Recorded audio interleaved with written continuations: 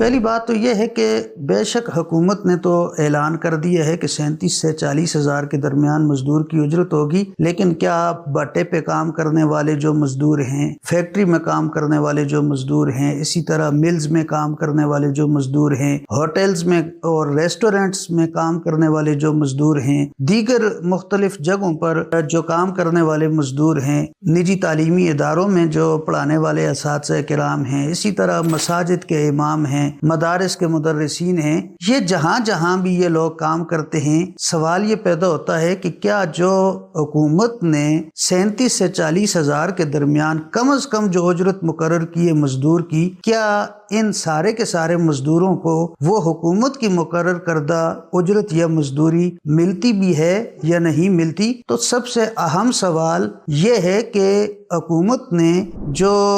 مزدور کی کم از کم اجرت مقرر کی ہے، کیا پاکستان کے مختلف شعبوں میں سیکٹرز میں کام کرنے والے جو ملازمین ہیں، کیا ان کو وہ حکومت کی مقرر کردہ اجرت ملتی بھی ہے یا نہیں ملتی؟ یہ اہم سوال ہے۔